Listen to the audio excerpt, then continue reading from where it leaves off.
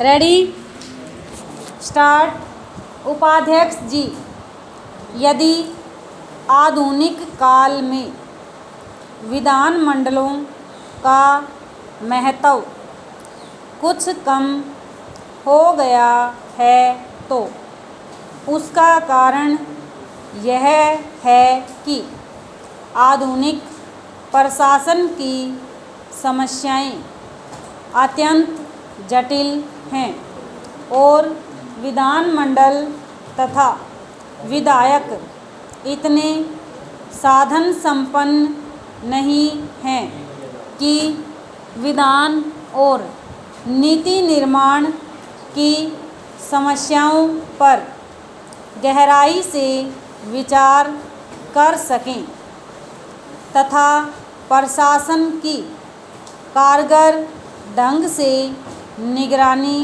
कर सकें। विराम।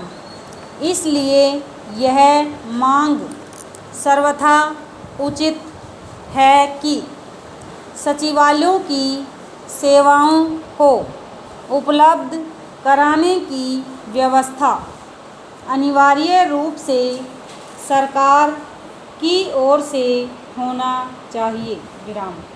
एक विधायक या संसद सदस्य से यह आशा करना कि वह अपने वेतन में से एक समर्थ व्यक्ति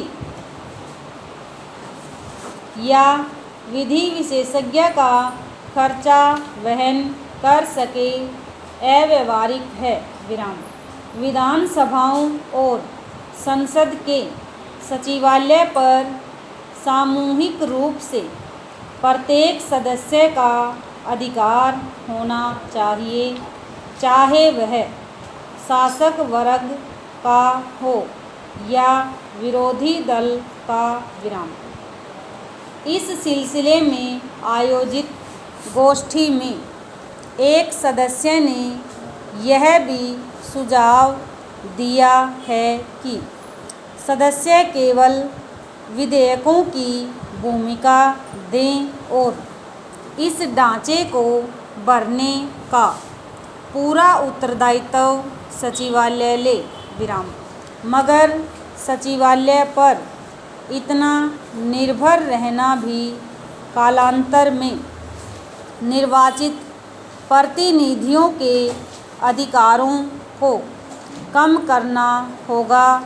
विराम। पैराग्राफ। दूसरा महत्वपूर्ण प्रश्न एक विधायक और विधानसभा के अध्यक्ष के संबंधों का है। विराम। इस दिशा में पिछले कई वर्षों में अनेक गलतफहमियां पैदा हो गई हैं। विराम। यद्यपि अध्यक्ष प्रायः शासक वर्ग का ही एक सदस्य रहता है, फिर भी अध्यक्ष चुने जाने के बाद सामान्यतः उसका उत्तरदायित्व अपने दल के प्रति समाप्त होकर उस प्रतिनिधि सभा के प्रति हो जाता है जिसका नियमन करने के लिए उसे निर्वाचित किया हो। विराम। बदलते हुए राजनीतिक नक्शे के साथ साथ यह जरूरी हो गया है कि विधानसभाओं और संसद में विभिन्न दलों की शक्ति में व्यापक परिवर्तन हो जाए। विराम। विरोधी दल अब उतने कमज़ोर नहीं रहे हैं कि उनकी अवहेलना की जा सके। विराम। मगर साथ ही उनकी संख्या इतनी ज़्यादा है और विचारधाराएं इतनी भिन्न हैं कि उनके लिए संसद और अनेक विधानसभाओं के बीच कोई प्रभावशाली और रचनात्मक कदम उठाने की हिम्मत नहीं है। विराम। ओवर।